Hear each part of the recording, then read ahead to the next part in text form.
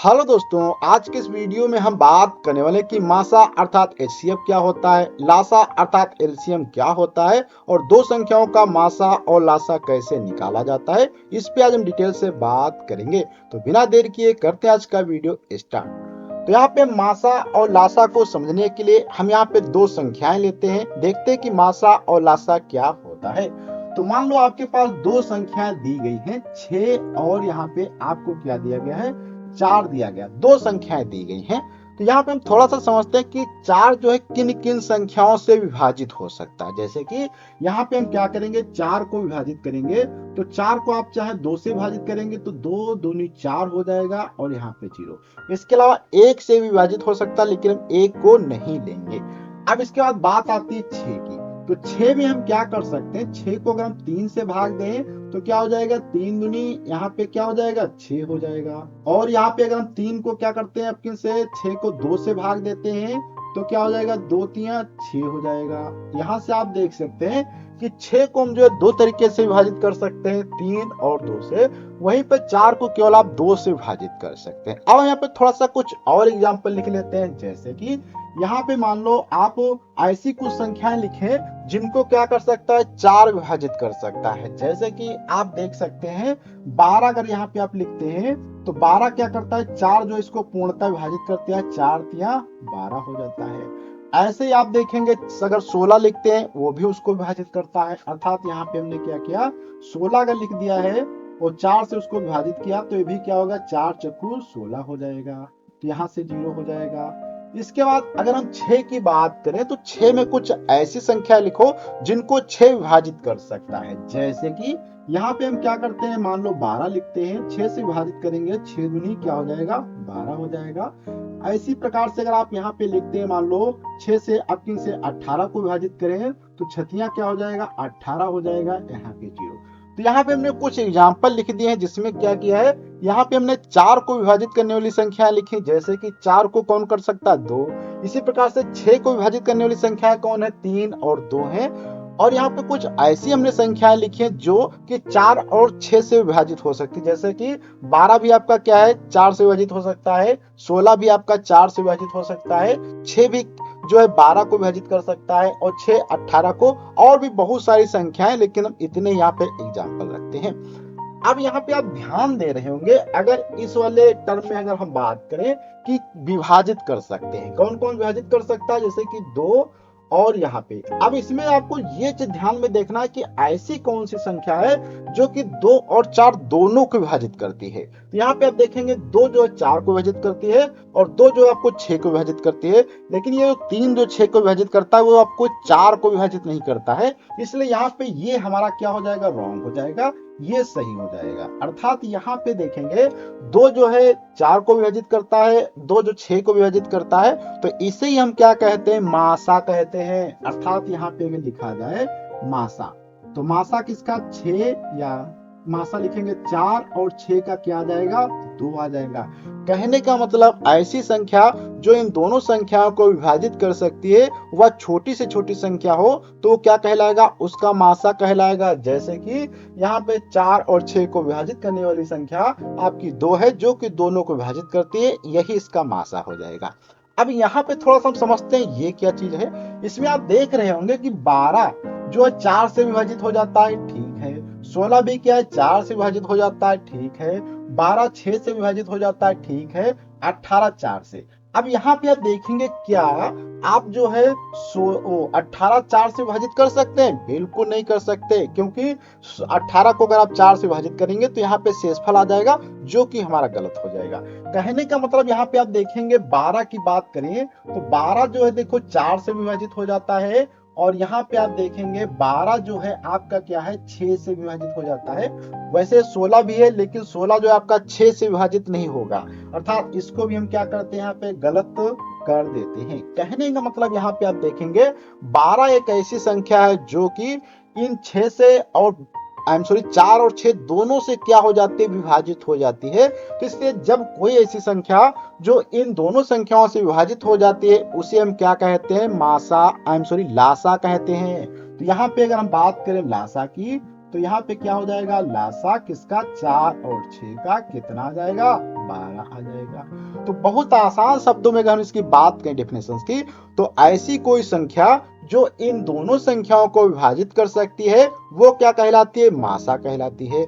और ऐसी कोई संख्या जो इन दोनों संख्याओं से विभाजित हो सकती है वो क्या कहलाती है, लासा। अर्थात यहाँ पे हम थोड़ा सा डेफिनेशन रूप में लिख देते हैं। तो यहाँ पे क्या लिखते हैं, मासा।